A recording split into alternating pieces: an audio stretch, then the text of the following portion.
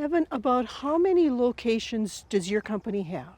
We have about 15 locations from Fargo, North Dakota, kind of all the way down to Rochester, Owatonna, New Ulm, and Mankato area. So we cover all of Minnesota, like I said, and good portion of the surrounding states.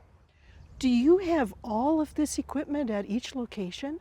We do, yes. We have this and much more. So each of our locations has specified equipment that is needed. Southern Minnesota has got some terrain that's a little bit different than some of the northern Minnesota stuff. So we utilize specialized equipment throughout the state. Generally speaking, when we go out and look at a project, we identify how much time we think it's going to take and the right equipment that we need out there. And many times that means we need a way to get material or tree debris from a backyard to a front yard. And so that's where our forwarding machines come in, ranging in size from our bigger machine, which is a payloader, which we use to move the bigger debris piles around. We've got skid loaders from there to tool cats. They're a smaller machine that helps us take some of the smaller debris out down into a mini skid, which is a stand-on machine that you know, rather than having to put it all on a cart and a wheelbarrow like we used to, we've got an array of tools that are specific to each job that we go out to and each site that we go out to. And so it's our consulting arborist's job to identify those types of pieces of equipment and then spec them accordingly. Additionally, we've got bucket trucks for flying around our guys up in the trees whenever we can, because it's a lot safer to use a bucket truck than it is to try to climb every single tree. So there's different types of buckets though. We've got some of our bucket trucks that have combination boxes on them that we can put wood chips into as well, and so they work really good for our utility contracts where we have those bucket trucks with the dump box in them.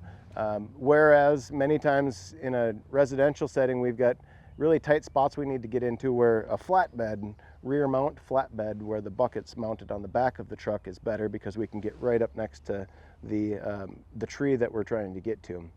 Many times we can't get any of our bucket trucks to it as well, and we've got backyard buckets that are on tracks that we can actually get through a 36-inch gate that'll reach 72 feet high. Because we have so many options, we can really make sure that we're the safest company out there, the most efficient company, and that when we're done, the job is going to be cleaned up better than anybody else. Technology has come a long ways. We now utilize technology to track all of our equipment. We have GPSs in many of our pieces of equipment with telematics. That will tell us when we need an oil change, when there's a service that's due, if the tires are low. Technology has allowed us to utilize the equipment as efficiently and effectively as possible for scheduling. It doesn't do us a whole lot of good to have equipment if we're not scheduling it accordingly. Our resources are shared between all locations, and that's one of the biggest challenges that we have being so spread out, is ensuring that everybody knows where those pieces of equipment are at any point in time. Because if our bucket truck's not getting used here, but it's not needed here, but somebody down in southern Minnesota needs it, they also need to know that it's just sitting here. So that's where that technology platform has really come in. And then all of our staff has access to go into that format and say, oh, it looks like our bucket truck number 193 is down in the southwestern portion of our state, and make sure our equipment is maintained and on a rotation for replacement as well. Because although we're a tree service company, we also have 18 full-time mechanics on staff to maintain all of the equipment that we have. If a big storm comes through in an area, do you shuffle crews to that area to help take care of it? Yes, our teams are very willing to be flexible when there's storm settings coming in. It looks like there's some maybe clouds rolling this way right now. In the past 5 years, there's been a storm in Minnesota every single year. As you look at Minnesota and say, well, are there storms and what are we going to do? That's the nice thing about having 300 plus employees, is if there is an issue down in Rochester and we've got crews up in Otter Tail, we will definitely shift our resources from Otter Tail down into Rochester to try to help those folks get those trees off of their houses as quickly as possible. What do you do to make sure your crew members stay safe? We do a lot of training, and we partner with the Tree Care Industry Association, and we do much of our training through the TCIA. We're one of 3 companies in the state of Minnesota that's accredited by the Tree Care Industry Association, and so that's where we start, is with our training. Beyond that, we follow all ANSI and OSHA standards, which means we have to wear hard hats, safety glasses, gloves, toe protection, chaps when we're cutting.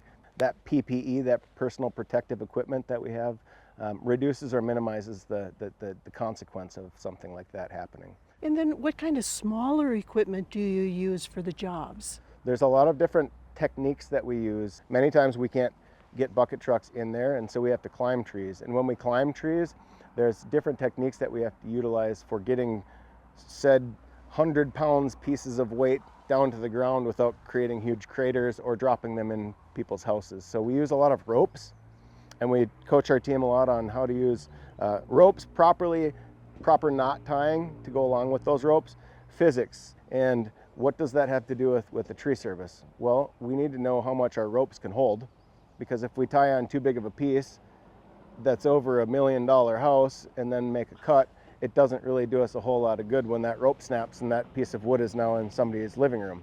So knowing about physics, knowing about forces like vectors, knowing about how pieces are going to react, manipulate the pieces to get them to go where we want them to go when they don't necessarily want to go there. There's a lot to know about the safety.